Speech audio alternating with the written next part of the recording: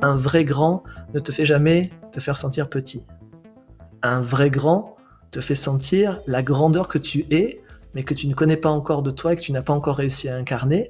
Et il est en train de l'incarner en te disant: «Hey, tu peux toi aussi».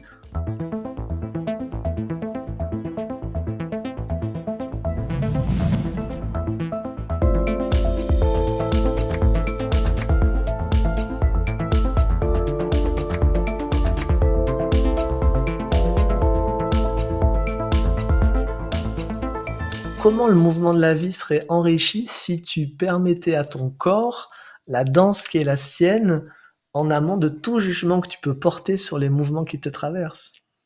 C'est ça la question. Ouais, ouais, mais je sais que j'ai un truc, en fait, ça symbolise quelque chose pour moi qui est très important et qui est encore une grosse tension chez moi, c'est Mmh. l'appréhension d'être absorbé par le groupe. Ça, c'est un truc qui me fait très peur. Et donc, Ouais. du coup, si je me mets à danser en même temps que tout le monde danse, j'ai cette impression de disparaître. Sauf si, dans mon coin, j'avais pris des heures et des heures de danse particulièrement originale et que là, je mette tout le monde d'accord sur le fait de danser pas du tout la même chose et que ça puisse pas se confondre avec l'unanimité ambiante. Voilà, c'est vraiment ça. Mais je dis pas que c'est une bonne chose, je dis juste que je le constate. Je constate que j'ai Mmh. encore cette réticence-là à titre personnel.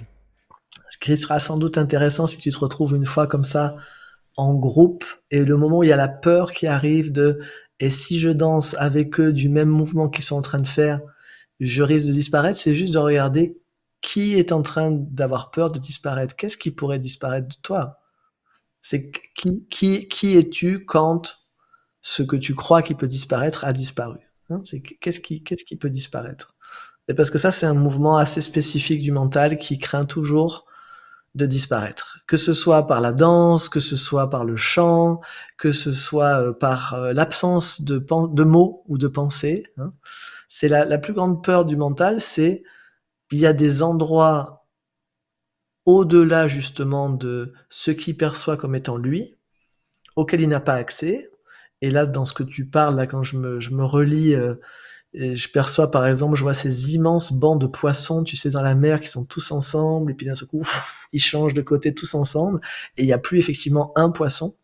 Donc qu'est-ce qui disparaît à ce moment-là? Il y a plus, ils sont, les poissons comme beaucoup d'autres animaux, ils sont connectés à leur âme groupe, ils sont pas connectés à leur identité individuelle et le mental, lui, il est ce qui caractérise notre personnalité, le masque de l'individu là. Donc lui, s'il se fond effectivement dans un groupe, lui, il perçoit qu'il est plus là en tant qu'individu. Et c'est d'ailleurs ce que tu dis: «Si moi je maîtrisais assez une danse que je peux tenir, qui est ma danse, à moi, de mon individu particulier, après tout le banc de poissons, il peut tourner à gauche, moi je fais mon mouvement à droite et je continue à exister, moi!» Exactement. Mais oui, bien sûr. Non, non, mais en plus, voilà, c'est un truc, j'ai de la tendresse pour moi à cet endroit-là parce que j'arrive pas trop à le faire bouger pour l'instant.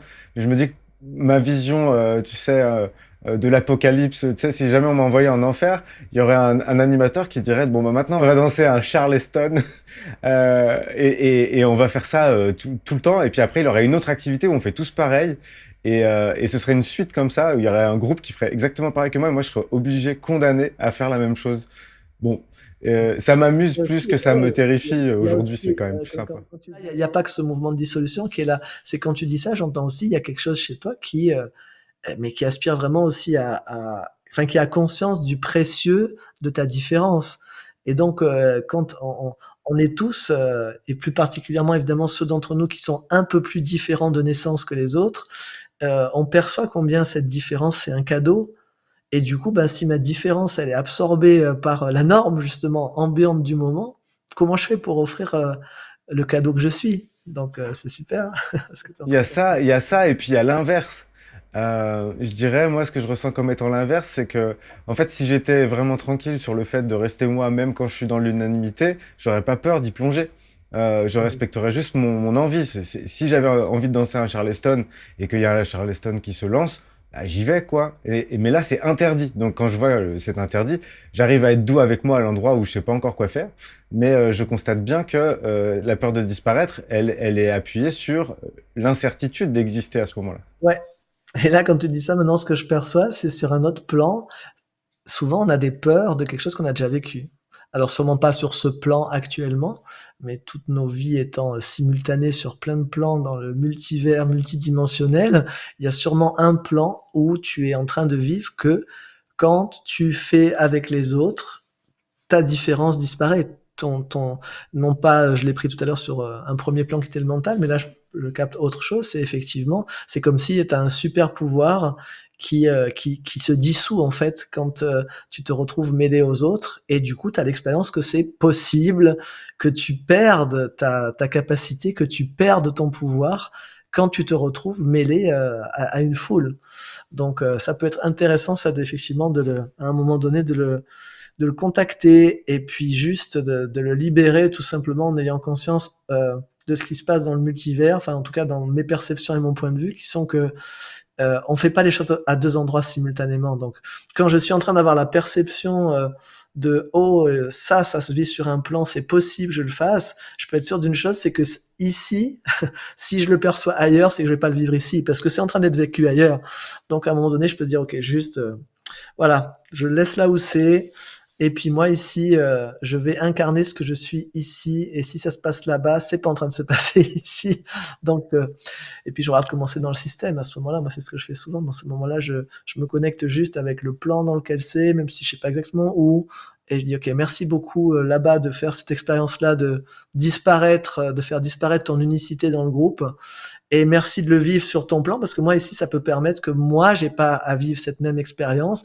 Du coup, est-ce que tu es d'accord de garder l'empreinte magnétique de ça sur ton plan? Parce que moi ici, ça résonne fort, et du coup, je vis pas non plus l'expérience. Du coup, ça sert à rien, parce qu'on est en train d'être deux nous-mêmes en train de vivre la même expérience sur deux plans de différence, qui n'a aucun intérêt.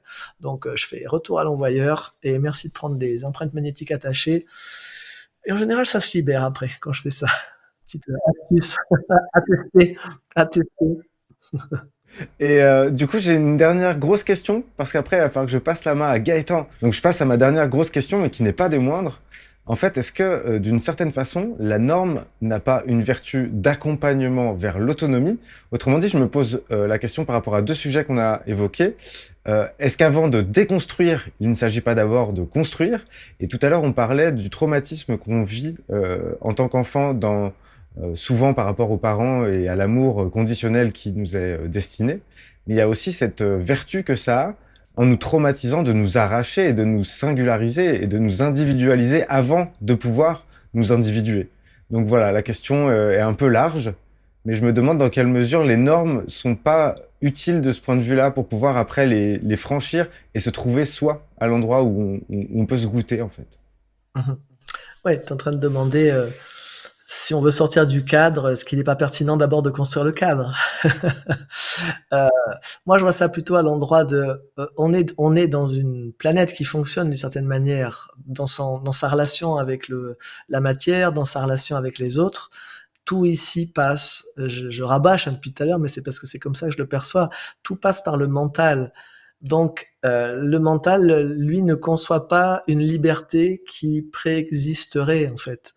Lui, la liberté, c'est il faut se libérer de quelque chose. Donc, effectivement, pour le mental, on crée d'abord la limite, on crée le frein, et après, on sort de la limite, et après, on accélère. Mais il y a toujours, vu que lui-même perçoit sa limite, le mental est tellement limité qu'il ne peut concevoir qu'à partir des limites et des limitations, et créer des limites, et trouver sa joie dans ah, j'ai réussi à dépasser une limite, mais parce qu'il est limité.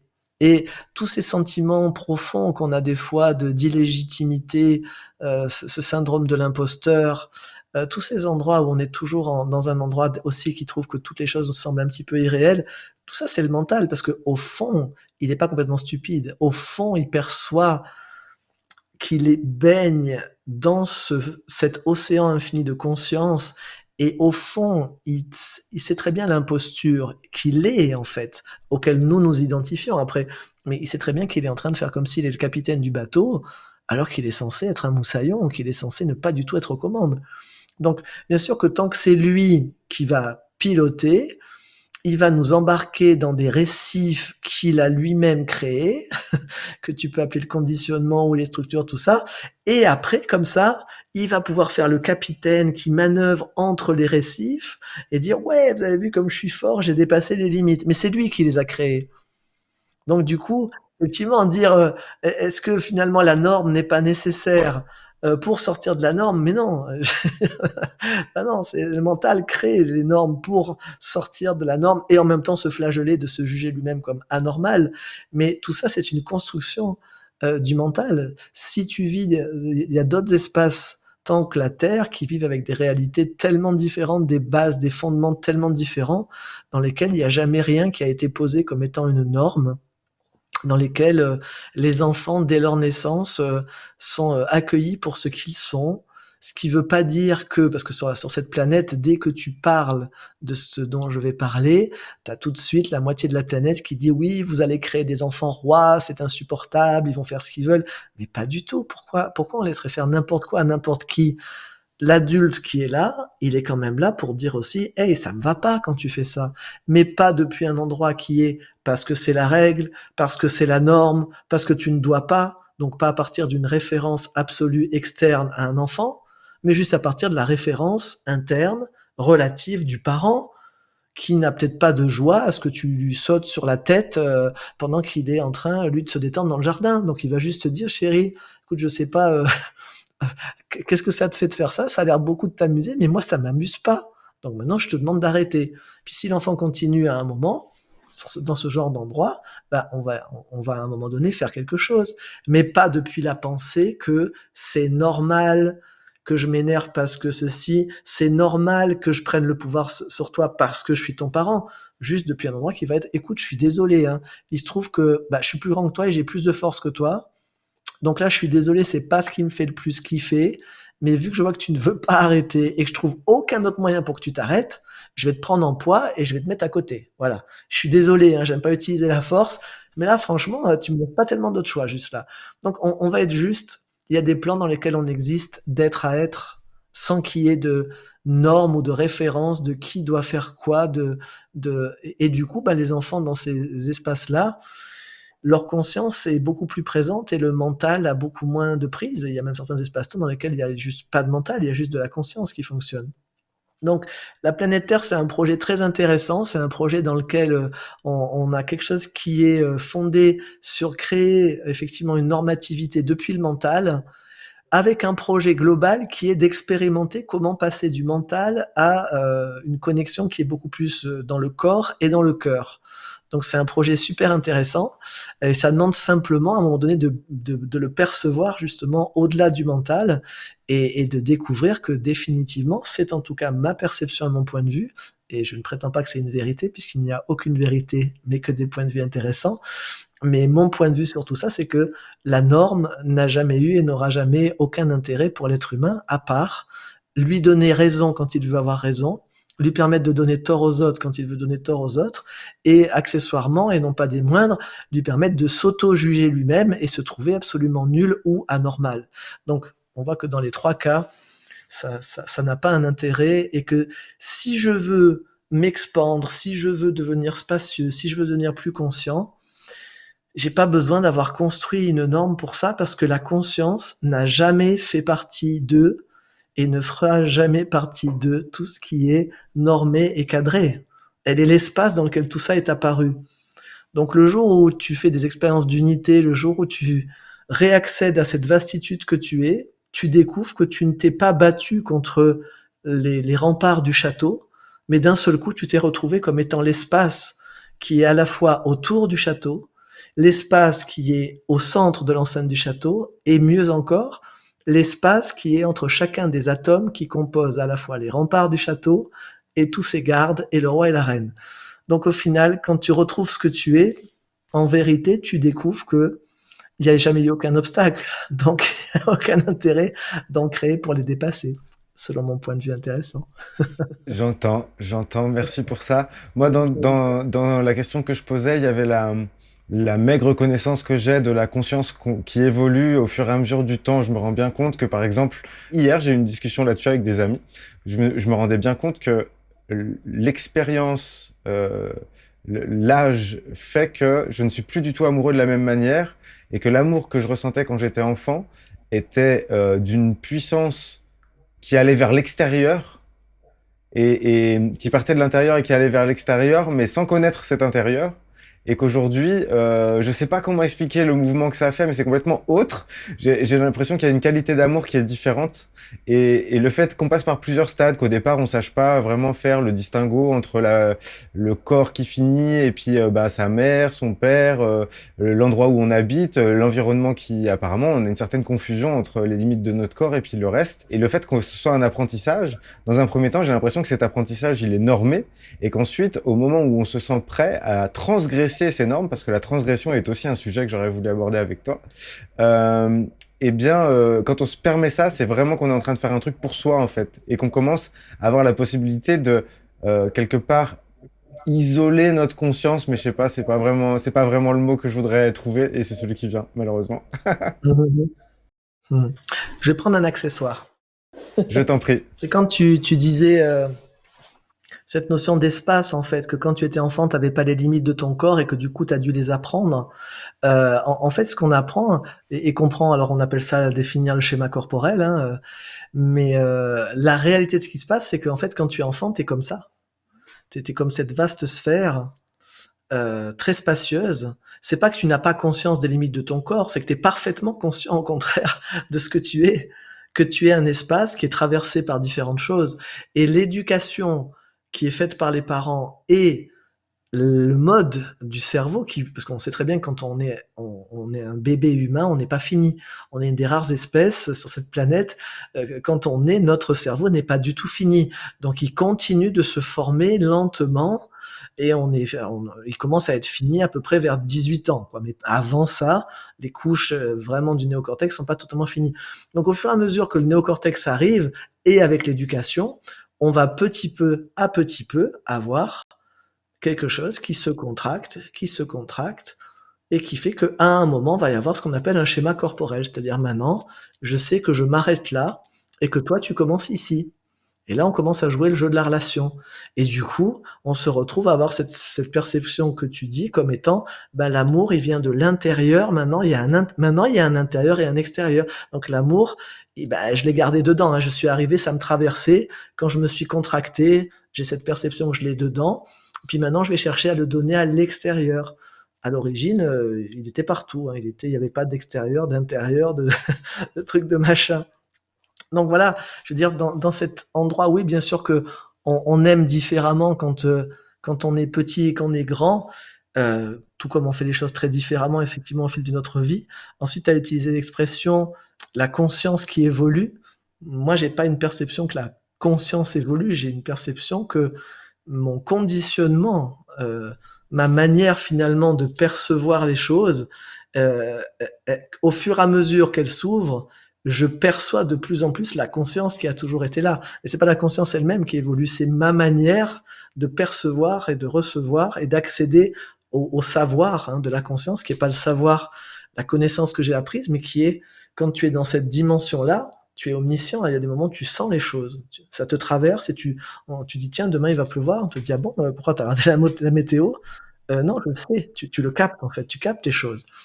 Hmm. Je sais pas si ça résonne Si, avec si, ce que bien tu as sûr, dit. ouais, je te rejoins. En plus, voilà, et j'avais pas prévu vraiment de poser la question comme ça. J'ai ramassé plusieurs questions en une seule, donc il y a une certaine maladresse, mais qui me va, hein. Il n'y a pas de problème. J'ai suivi une formation en maïeusthésie et je sais que, bah voilà, tu as déjà pris plusieurs fois la parole sur cette pratique et sur cette posture plutôt, parce que c'est plutôt ça dont il est question. J'aimerais, si tu veux bien, même si c'est du rabâchage peut-être pour toi, sur cette chaîne qui, bah voilà, en est empreinte par le fait que juste je sois passé par là et que j'ai trouvé ça vraiment très nourrissant, très éclairant, etc. Bah, que tu me dises, est-ce que tu peux me parler de ce que tu as appris en rencontrant la maïeusthésie et de ce que tu gardes encore aujourd'hui dans ta pratique actuelle de la maïeusthésie, s'il reste quelque chose? Mhm. Moi, ce que j'ai pris en premier, à l'époque, c'était en 2002, hein. Donc c'est à 20 ans, c'était les débuts de la transmission de Thierry. C'était pas encore structuré comme maintenant. On était à l'époque la première promo à l'issue de laquelle il a commencé à valider des praticiens en maïesthésie. Il élaborait son cursus à l'époque. Ce que j'ai pris en premier, moi, c'était le regard. Et je retrouvais ce même regard chez Thierry et chez Marshall Rosenberg, c'est-à-dire ce regard qui est profondément attentif Marshall Rosenberg chantait souvent cette chanson See Me Beautiful, vois la beauté en moi. Et chez Thierry, je me souviens, sur mon cahier de l'époque, quand je notais une des phrases, quand il disait on n'est pas là pour aller vider des poubelles, quoi. Quand on rencontre quelqu'un qui nous parle d'un problème du passé, on n'est pas là pour aller rencontrer des problèmes qui sont sales et qu'il faudrait éjecter. On est là pour aller rencontrer la beauté de l'être. Et donc, moi, c'était la première fois, parce que je venais d'un côté de lignées spirituelles dans lesquelles on travaillait pas de manière thérapeutique, et de l'autre, j'avais des références en psychologie classique avec ces espèces de neutralité bienveillante et autre chose qui me parlait pas. Là où Thierry apportait des notions comme ce qui compte, ce n'est pas d'être distancié, mais d'être différencié. Et voilà, c'était ce que je garde moi beaucoup de ce que j'ai vécu à l'époque dans ce cursus avec Thierry, c'était donc d'une part son regard, cette profonde curiosité. Voilà, là où moi à l'époque on m'avait parlé de neutralité bienveillante, avec Thierry, comme en CNV, j'ai rencontré la curiosité bienveillante, c'est-à-dire qui est curieuse de trouver quel est le bien pour cet être au fond, et un bien relatif évidemment, pas un bien absolu. Et puis j'ai beaucoup apprécié aussi la simplicité finalement dans l'accès, même si à l'époque ça me semblait un peu de la science-fiction pour moi quand Thierry nous racontait qu'il faisait ça lui était arrivé une fois de faire une séance de myostésie à une dame à un bar au comptoir, où voilà, il lui pose une question, elle lui dit que ça va pas trop, il lui demande quoi, et pouf, ils partent dans une séance. Et moi je me disais waouh, moi j'avais encore à l'époque ancré tous les trucs de psychologie avec le cadre de séance, la structure, machin. Je me disais mais comment ça tu fais une séance et puis ouais, j'y pensais l'autre soir. L'autre soir, j'ai fait une séance à une amie au restaurant, quoi. C'est comme ça, au moment du dessert, après la glace, et elle parle de quelque chose, et c'était là d'un seul coup, et pouf, on est rentré. Et cette simplicité-là que j'ai aussi retrouvée avec Marshall, avec la CNV, c'est quelque chose qui m'a beaucoup touché dans la myostésie. Et une des choses qui me reste là aussi, des choses vraiment qui m'ont marqué à l'époque, c'était comment parler, comment s'adresser à quelque chose que notre mental définit comme rien.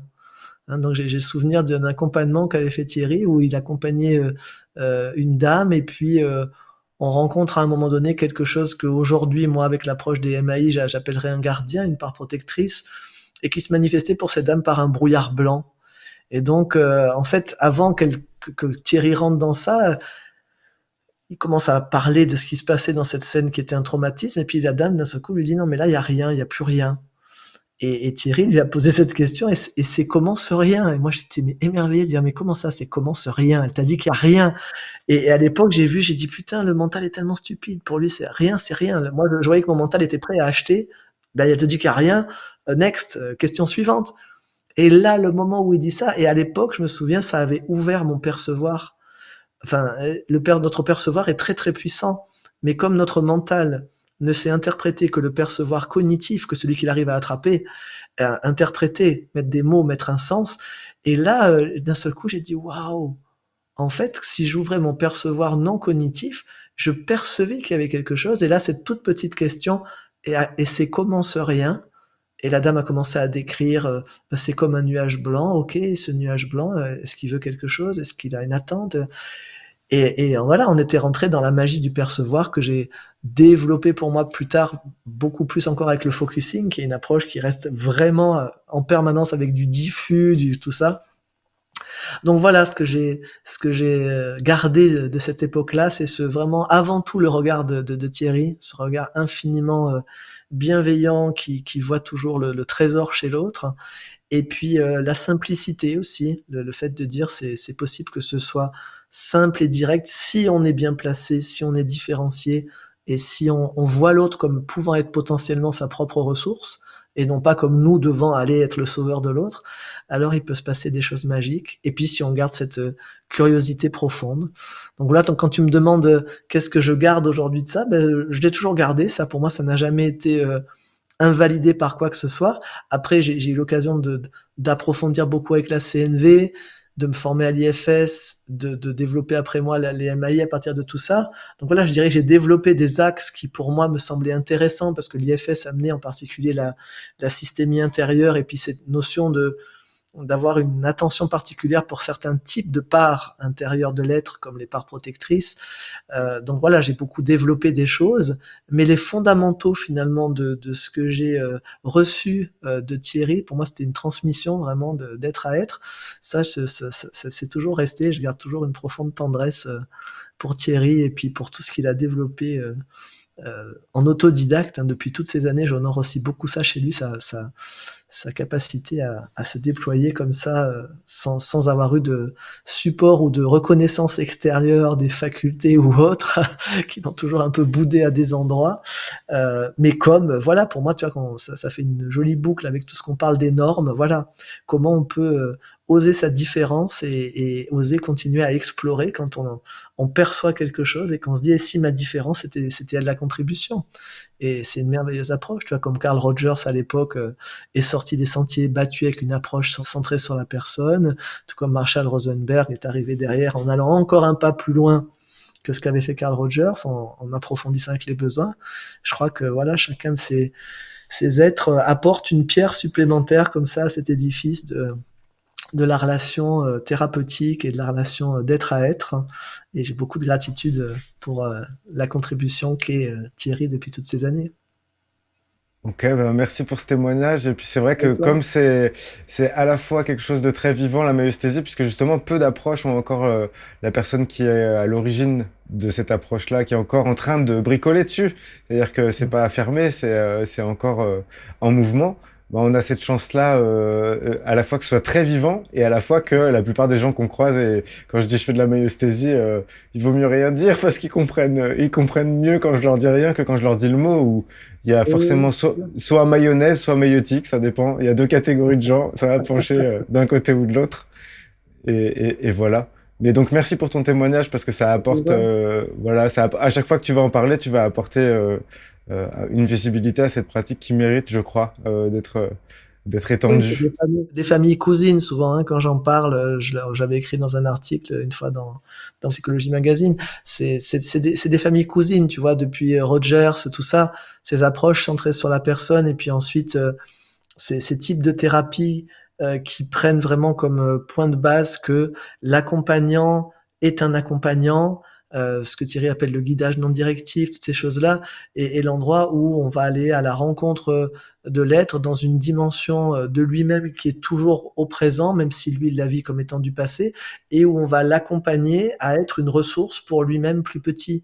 Donc voilà, c'est des approches cousines, que ce soit la maïesthésie, l'IFS, les MAI, peut-être d'autres approches qui seront développées demain autour de ça, mais dans la posture en fait de l'accompagnant, c'est pour moi des pratiques cousines et donc qui tendent à vouloir être en alliance et à se faire référence mutuellement, je veux dire, voilà, parce que ça travaille peut-être pas exactement avec les mêmes protocoles, mais dans la posture de l'accompagnant, on est dans cette même posture d'une bienveillance envers ce qui se présente et dans la conscience que on n'est pas là pour guérir quelque chose, on n'est pas là pour que la personne comprenne quelque chose, on est là pour accompagner la personne à une rencontre avec une dimension d'elle-même qu'elle a pas encore réussi à contacter jusque-là. Ouais, prendre le temps, ouvrir une parenthèse qui prend le temps d'aller forer un petit peu ce qui se passe et puis de faire confiance à la vie pour que d'elle-même, en fait, les choses se mettent en ordre parce que on a juste cette ouverture et cette attention qui est non pas justement sur les objectifs habituels, sur le déroulé linéaire de nos vies. Là, on est branché sur justement de l'instantanéité, de la simultanéité, du multifacette intérieur, du multifacette extérieur. On a énormément de choses qui se croisent dans ces moments-là. Trop chouette. Pour finir, j'aimerais te demander si tu as des actualités dont tu voudrais nous parler et si éventuellement tu avais des ouvrages en relation avec la thématique du jour, à savoir les normes et comment gérer un petit peu tout ça. Si tu avais des ouvrages, des livres, des films, etc. Euh, Hmm. à nous suggérer. Alors, côté livre, il me revient rien du tout parce que j'ai j'ai pas lu grand-chose ces temps-ci. Si ce n'est, oui, si, ce que je lis quand même régulièrement ces temps-ci, je lis pas mal de livres de Gary Douglas ou de Dain Heer, qui sont les fondateurs et co-créateurs respectivement de Access Consciousness, parce que ils parlent beaucoup, effectivement, dans leurs ouvrages, de tout ce qui permet de sortir des normes. Il y a un des ouvrages qu'ils ont coécrit qui s'appelle, je crois, de tête, euh, Apprendrais-tu à un poisson à sortir de l'eau? Qui est un ouvrage spécifiquement pour les enfants qui sont différents. Dans Access, ils les appellent affectueusement les X-Men. Donc je dirais voilà un petit peu tous les ouvrages de Gary Douglas et de Denir, et du docteur Denir. Et puis parallèlement, évidemment les ouvrages de Marshall Rosenberg, parce que tout ce qui est transmis dans la communication non violente, c'est fondamentalement comment on va sortir des conditionnements, comment on va sortir de tout ce qui en nous croit que ceci doit être fait comme ça, comment on va sortir des structures de domination aussi mises en place dans cette société, en cessant nous-mêmes de nous imposer intérieurement cette domination intérieure avec des je dois, il faut, et donc comment on va pouvoir apprendre à écouter nos besoins. Et puis moi, mes actualités, c'est vrai que ça fait un peu plus d'un an et demi que je me forme assez intensivement aux outils d'Access Consciousness, parce que c'est une approche dans laquelle je retrouve finalement version 21e siècle, des outils de conscience qui sont tout à fait alignés avec ce que je faisais il y a 30 ans pour moi dans la spiritualité, mais de manière très très pragmatique, et justement en enlevant tout décorum, toute croyance en une couleur particulière, d'une tradition spirituelle ou quoi que ce soit. C'est comme son nom l'indique, Access Consciousness, donc c'est très direct, ça donne accès à la conscience, c'est des outils pragmatiques.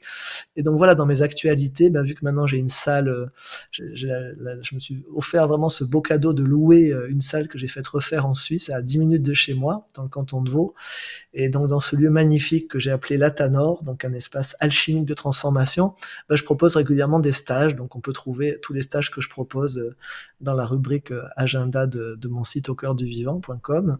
Et puis voilà, donc régulièrement j'anime des classes fondation, qui est une classe sur 4 jours dans laquelle on partage plein d'outils d'Access Consciousness. J'anime aussi des ateliers que j'ai appelés Transforme Action, parce que j'observe que des fois on travaille beaucoup sur la transformation intérieure, mais pour passer ensuite à un changement concret, c'est peut-être un petit peu plus difficile. Donc ça, c'est des stages d'un week-end que j'adore animer. Puis je suis en ce moment, je suis en période de recréation, de recréativité. Donc voilà, il y a plein d'idées de stages à créer qui sont en train de me venir, et puis qui seront aussi bientôt annoncées sur ma page agenda. Et puis dans les dernières actualités du jour, je le lance parce que je viens de le faire ce matin. J'ai relancé mon podcast Les Matins d'Isa, que j'avais arrêté il y a 1 an. Donc maintenant c'est Les Matins d'Issa. Et puis j'ai beaucoup de joie à reprendre ce rendez-vous. Je ne sais pas s'il sera hebdomadaire ou pas, mais en tout cas j'ai vu celui que j'ai lancé ce matin, il a été chaleureusement accueilli sur YouTube et sur les réseaux. Donc je me réjouis aussi de reprendre ces rendez-vous avec toutes les personnes qui me font confiance depuis des années, qui m'écoutent un peu partout. Voilà pour l'actualité. Super. Merci pour ça, merci pour tout. Bonne journée, Edouard. Je vais passer maintenant la parole à Gaëtan qui va justement prendre les notes qu'il a prises pendant notre échange et puis te les livrer comme elles viennent, avec des questions, des remarques, des précisions qu'il te demandera peut-être. Super, avec plaisir. Merci à Gaëtan par avance.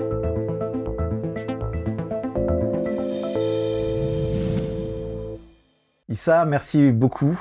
On parlait tout à l'heure de neutralité ou de jugement.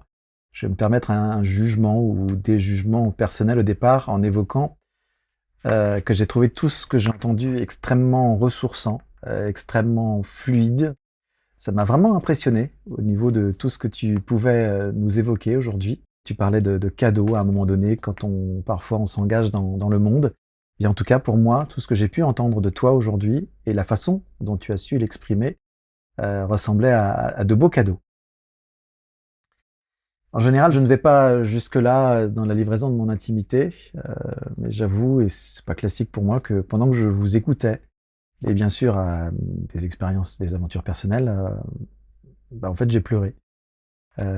J'ai pleuré en écoutant l'interview. Quand tu as parlé de ce professeur de mathématiques et d'autres sujets, ça a beaucoup résonné par rapport à moi, par rapport à ma vie. Et c'est vrai que je me souviens que le simple fait parfois de poser des questions à un prof de maths, sur pourquoi l'algèbre ainsi, pourquoi cette formule qu'il fallait absolument apprendre par cœur, à quoi ça servait. Très vite, on peut être mis à l'index, bouc émissaire, parce que simplement on a osé sortir de la norme et poser une question. Voilà, ça m'a beaucoup touché. Je dirais, avec ma casquette de prof en communication, et là aussi c'est un jugement, mais je le veux très positif, donc je me permets de le partager, que je trouve que tu es un communicant de haut vol, tout autant dans le fond que dans la forme.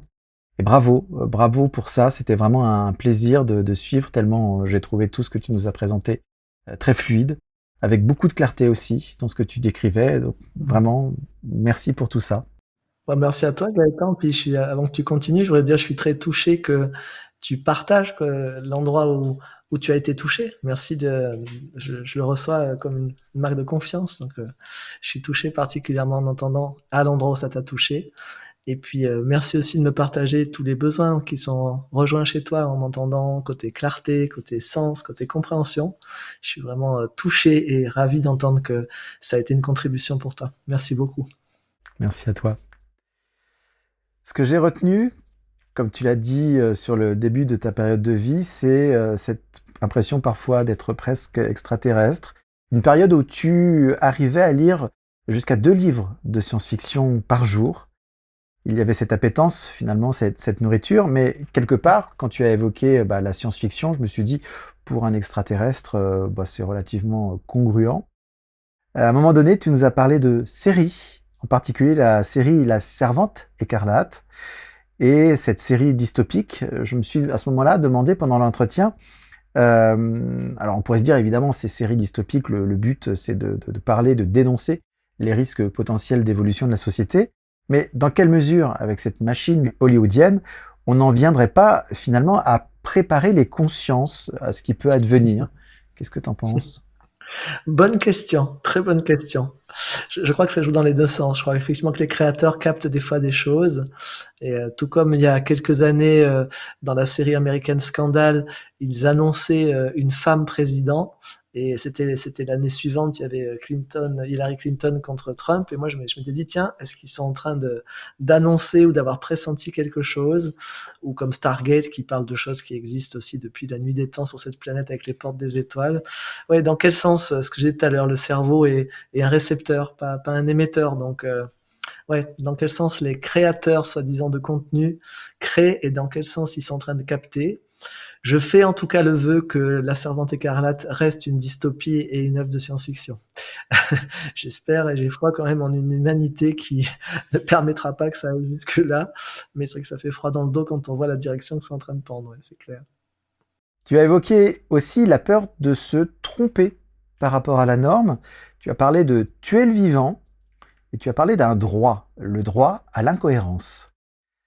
Dans ce que j'ai entendu, il y avait aussi parfois la tyrannie du groupe, cette majorité qui avait tendance à parfois créer des normes et tout ce qui n'était pas norme devenait anormal.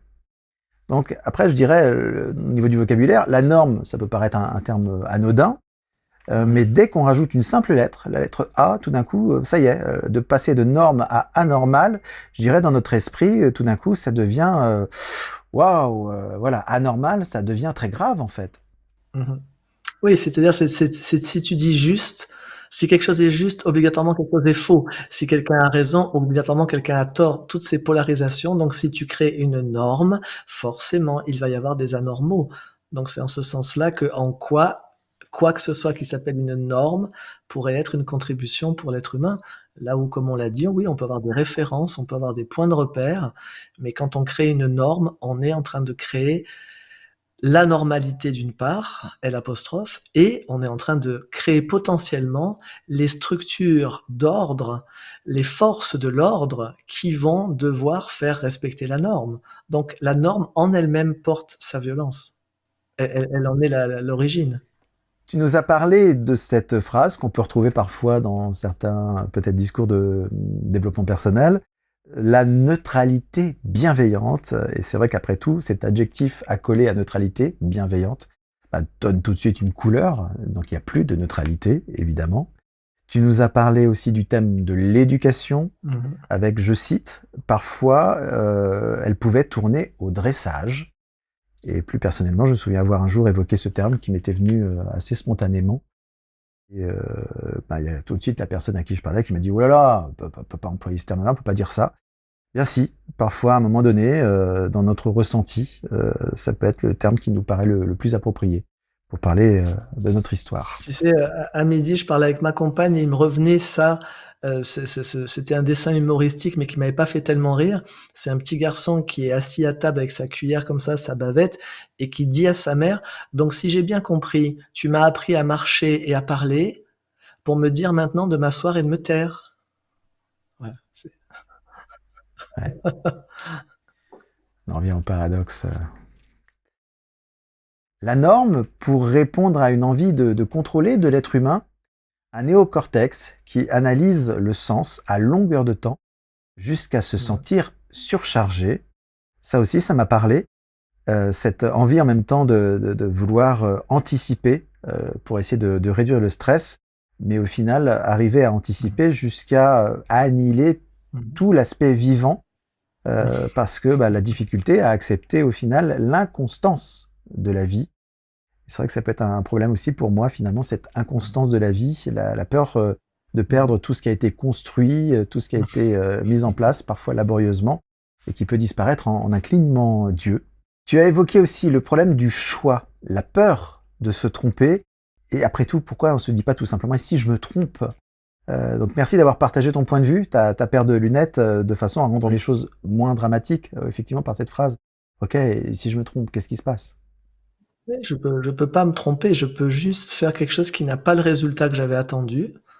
Et on sait très bien, depuis les bêtises de Cambrai jusqu'à d'autres erreurs qui, sur le moment, semblaient être une erreur ou une bêtise et qui, à la fin, ont créé quelque chose de totalement surprenant. Si nous avions toujours réussi tout ce que nous avons programmé de faire depuis que nous sommes nés, à peu près la moitié de ce que nous avons créé dans notre vie ne serait pas né. Parce que la plupart des choses que nous avons créées, qui sont survenues comme ça, étaient des accidents. Tout comme les plus belles rencontres que nous avons fait, tout comme des moments magnifiques et magiques qu'on a vécus, n'étaient pas programmés. Et ça, il semblerait qu'on le voit pas, mais c'est normal qu'on le voit pas parce que le mental, lui, ne croit qu'en ce qu'il a réussi à projeter à l'avance et qu'il tente de prévoir. Mais il enregistre pas que la magie de la vie n'est pas programmable. On se perçoit, ou on peut se percevoir, si on fait attention, comme un cadeau. Et tu nous disais, c'est pas nécessairement toujours la façon dont on va être reçu par un groupe. Et en même temps, on a ce besoin ou cette difficulté parfois de concilier ce besoin d'appartenance, tout en ayant parfois envie de s'en libérer. Est-ce que tu aurais des pistes, des voies, une réflexion à nous faire justement pour comment réussir à se libérer de ce besoin d'appartenance sans pour autant l'annihiler? C'est pas le but. Comment s'en alléger Mais un peu? en ayant conscience simplement qu'il est tout à fait naturel que je ne sois pas toujours un cadeau lorsque je suis ce que je suis. C'est-à-dire, ce qui en moi aime être aimé, à un moment donné, a à comprendre que si je veux toujours être aimé, je vais devoir tirer un trait sur mon intégrité.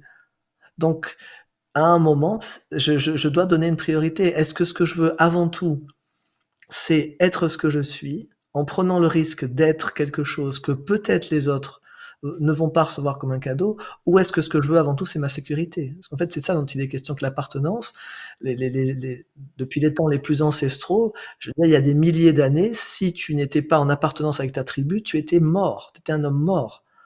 Hein, à tel point que il y a certains réflexes encore même chez les animaux, chez les moutons. Quand un mouton s'écarte trop du troupeau, il a les glandes surrénales qui le bloquent sur place et il ne peut plus bouger carrément.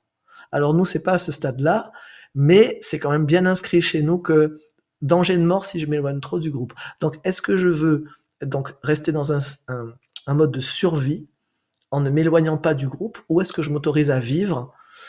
Et ça veut dire que des fois, le groupe potentiellement peut me rejeter.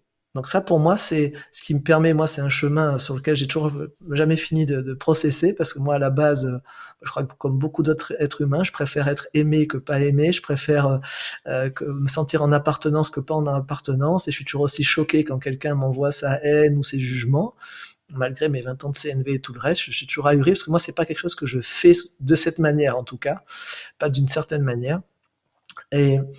Et à un moment, en même temps, à chaque fois, je célèbre et je me dis, OK, c'est une occasion supplémentaire de rechoisir. Qu'est-ce que je veux? Est-ce que je veux m'épanouir dans ce que je suis?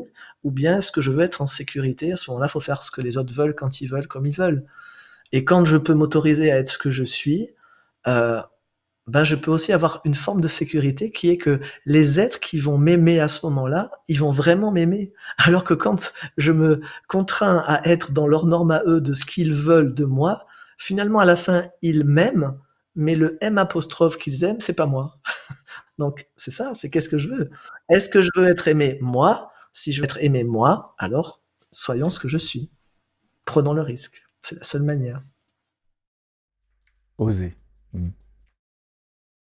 Tu as évoqué, ça m'a beaucoup touché, cette notion de la figure inspirante, de la transmission. Ces adultes inspirants, ces guides, je te cite, auxquels je peux m'identifier, voire même m'appuyer, me reposer.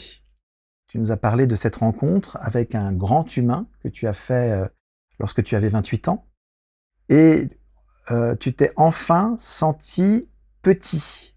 Tu n'avais plus à tenir, mais tu allais pouvoir enfin lâcher. Et ça m'a beaucoup touché. Ouais. Bah oui, mais je peux me relayer que ça te touche parce que je crois que tant que dans une vie comme ça de différence, on n'a pas encore au moins une fois rencontré un vrai grand. Et ma définition, j'ai écrit un texte là-dessus dans mon livre, je l'ai plus en tête en entier, mais je sais qu'en tout cas, à un moment, je dis, un vrai grand ne te fait jamais te faire sentir petit. Un vrai grand te fait sentir la grandeur que tu es, mais que tu ne connais pas encore de toi et que tu n'as pas encore réussi à incarner. Et il est en train de l'incarner en te disant, hey, tu peux toi aussi. Donc c'est super bon quand tu rencontres ce qui est pour toi un vrai grand. Et là, toi, tu dis, waouh, moi je peux être petit, mais c'est pas un rapport où l'autre t'infériorise, c'est l'autre, il te dit, hey, tu es comme moi. C'est juste, on n'a pas le même âge, comme quand Marshall m'avait demandé à l'époque, how old are you? Puis moi à l'époque, je lui dis mon âge, je sais plus, j'avais 38 ans. Il me dit, non, not your human age, your giraffe age. Il me demandait, ça fait combien de temps que tu fais CNV? Et puis moi, j'avais dit 2 ans. Oh, a baby giraffe! Et puis moi, j'étais là, je me jugeais. Et puis il m'avait regardé, il m'avait dit, est-ce que tu peux imaginer quelle girafe tu seras quand tu auras autant d'ancienneté que moi en CNV? Et là, je m'étais projeté et je lui avais dit, ah mais Marshall, je serai vachement meilleur que toi dans 20 ans. Et il m'avait dit, mais c'est sûr, parce que tu vas monter sur mes épaules et que tout ce que moi j'ai eu à apprendre, tu le sais déjà maintenant. Donc ça, c'est un vrai grand et c'est un tel kiff quand tu rencontres un vrai grand. Donc je te souhaite, si c'est pas déjà fait, de rencontrer des vrais grands dans les X-Men. Ouais, c'est inspirant. Je dirais que dans mon enseignement en université, il y a une part de moi qui espère justement, comme tu l'évoques un peu, que certains pourront récupérer un peu de mon expérience que j'ai accumulée parfois laborieusement, à coup de recherche, de temps investi, pour que ça les propulse plus vite dans leur vie vers des choses qui les réjouiront aussi au niveau de ce qu'ils vont faire après. Ben oui, sans doute que toi, tu es ce grand-là pour d'autres, c'est sûr. Gagner du temps pour aller plus loin. C'est vrai qu'en t'écoutant, je trouvais que ça rejoignait cette idée. Et la rencontre d'un grand, comme tu l'évoques, ouais, ça m'a travaillé tout à l'heure, comme je te le disais. Quand tu as parlé, je ressentis aussi que tu avais beaucoup, que ça avait beaucoup de sens pour toi, ce besoin d'empathie qu'on peut avoir, ce besoin d'appartenir dont tu as parlé, mais en faisant attention à ne pas créer une nouvelle norme, attention à ne pas créer de nouveaux jugements en voulant verrouiller tout ça. Tu as énoncé le fait qu'il est difficile, voire impossible d'être neutre, mais au niveau du jugement, comment réussir à ne pas être jugeant avec tout ce que l'on a comme vieux réflexes initiaux de protection? Oui, c'est tout le fondement de la communication non violente, hein, qui est de traduire. Marshall dit que les jugements sont l'expression tragique de besoins qui ne sont pas rejoints. Et donc tout le fondement de la communication non violente, c'est à chaque fois que j'ai un jugement, alors on différencie les jugements moralisateurs, hein, c'est-à-dire c'est un jugement où je dis c'est bien, c'est mal, c'est juste, c'est faux, tu devrais, et un jugement d'évaluation. Tu vois, tout à l'heure au début, tu t'excusais presque d'avoir des jugements, mais qui étaient en fait, c'était pas des jugements moraux, c'était de l'évaluation. Tu étais en train de me dire tout simplement, hey, c'était bon pour moi, quoi. Ce que tu as fait, pour moi, ça m'a fait du bien. Ça, c'est une évaluation. Tu es en train de me parler de toi. T'es pas en train de parler de moi, tu es en train de dire, hey, moi j'ai bien aimé ce que tu as fait, ça m'a fait du bien, c'était cool, ça m'a touché. Tu parles de toi. C'est une évaluation. Tu es en train d'évaluer ce que ça te fait. Mais les jugements qui sont dangereux, c'est les jugements moralisateurs. C'est ceux dans lesquels on parle sur l'autre en disant tu es ceci, tu es cela, tu n'es pas ceci, tu n'es pas cela, tu devrais être ci, tu ne devrais. Ça, c'est des jugements moralisateurs dans lesquels on a mis juste, faux, bien, mal. Et en CNV, on apprend à traduire ça. Donc, au lieu de dire à quelqu'un, supposons que là, j'entends que tu as eu plein de besoins qui ont été rejoints par ce qu'on a fait depuis tout à l'heure avec Mathieu. Si ça n'avait pas été le cas, il y a deux manières. Soit tu restes en évaluation et tu vas me dire, écoute, je suis désolé Issa, mais je vois que côté clarté, Côté inspiration, j'ai pas été très rejoint par ce que tu as fait depuis tout à l'heure. Et là, tu me parles de toi. T'es pas du tout en train de faire un jugement. Tu es en train de me partager tes besoins qui ne sont pas rejoints. Et ça arrive. Donc là, pour moi, il y a aucun. Voilà, je vais peut-être me donner de l'empathie parce que c'est ma préférence que quand je fais quelque chose, ça rejoigne les besoins des autres. Et en même temps, voilà, ça existe. On ne peut pas en permanence rejoindre les besoins de tous. Par contre, si tu te mets à me dire, sans te traduire, à me dire, écoute, je suis désolé, Issa, mais putain, quelle déception. On m'avait dit que tu étais un orateur hors pair, que tu avais vachement de clarté, que tu étais inspirant. Je me suis fait chier à mourir depuis tout à l'heure. Bon, là, tu es en train d'envoyer des jugements. Et donc là, qu'est-ce qu'on peut faire? Ben, on peut juste se traduire. On peut juste dire, OK, alors quand je pense que Issa n'est pas clair, que Issa, oh, qu'est-ce qui est vivant en moi? Au fond, ah ben ouais, au milieu, il y a un sentiment qui est le messager. Bon, au milieu, il y a ben, je suis déçu. Et au fond, il y a quoi? Ben moi, j'aspirais à de l'inspiration. J'avais envie, ouais, c'est ça, c'est un besoin d'inspiration. Et puis, ouais, mon besoin de clarté aussi qui n'a pas été rejoint. Et là, quand je suis en connexion avec mes besoins, je peux me rendre la vie belle parce que je vais pouvoir faire quelque chose. C'est mes besoins. Alors que quand je dis à quelqu'un, tu n'es pas clair, tu ceci, tu cela, c'est chez lui, je peux rien faire à part le juger. Ce qui est évidemment la dernière chose qui va faire que je vais me rendre la vie belle, parce que à la seconde où je juge l'autre, je perds sa contribution en plus. Alors que si tu me dis, écoute, tu vois ça, à un moment j'ai noté ça, pour moi c'est un peu moins que clair. Est-ce que tu serais d'accord de me préciser peut-être ce que tu voulais dire? Parce que là, juste en l'état, j'ai pas de quoi manger, quoi. Hein, je comprends pas. Moi, là, tu vas avoir toute ma disponibilité puisque tu es en train de me parler de toi. Donc voilà, pour moi, c'est depuis 20 ans ce que je pratique dans traduire mes jugements, et Dieu sait que j'en ai. Et j'en ai toujours et j'en aurai toujours parce que voilà, on est des machines à jugement, on a été conditionnés comme ça. Mais ce qu'avec le temps, on développe de plus en plus, c'est une rapidité de traduction. C'est hop, je vois monter le jugement, je me dis mais quel sale con ce type, ok.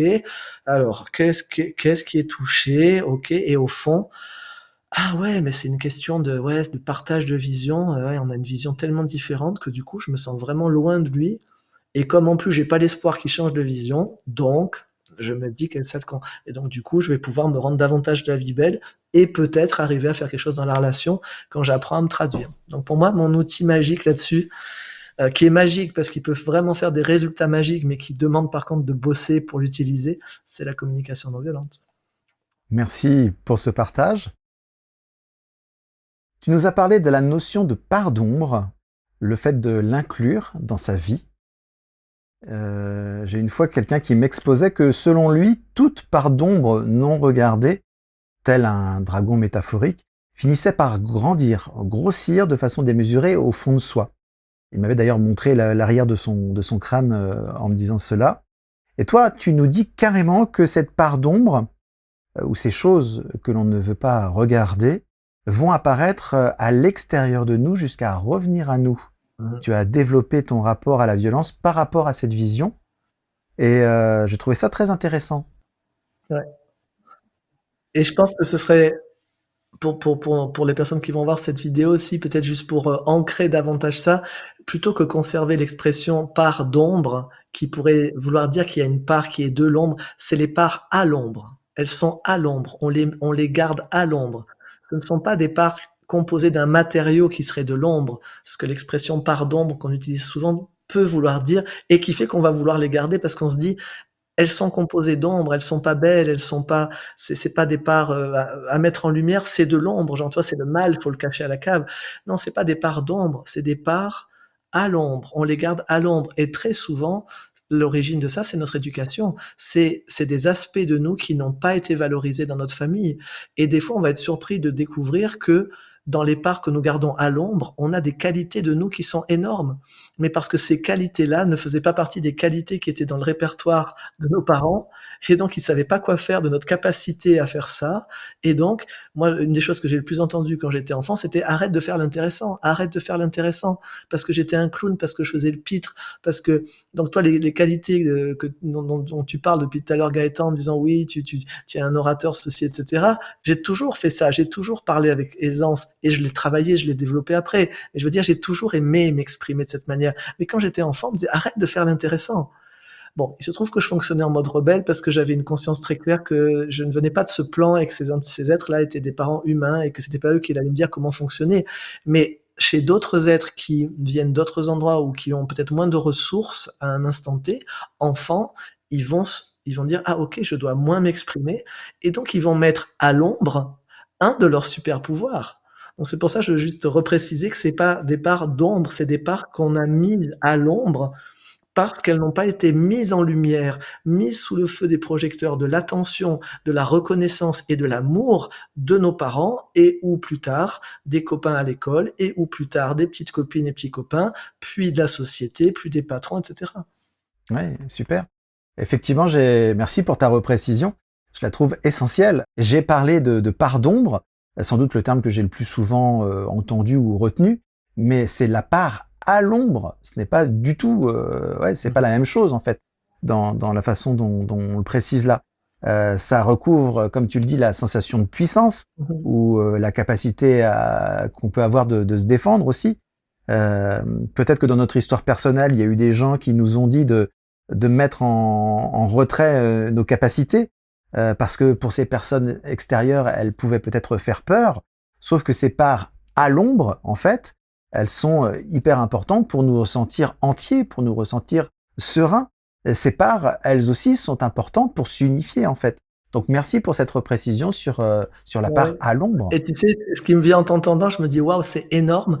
J'ai donné récemment un portail live qui est maintenant en module portail sur mon site, qui s'appelle «Ose ta lumière», et pour conclure sur ce sujet de l'ombre avec ce que je te disais, ce qui me traversait, c'était et très souvent, ce que nous avons le plus mis à l'ombre, c'est notre lumière.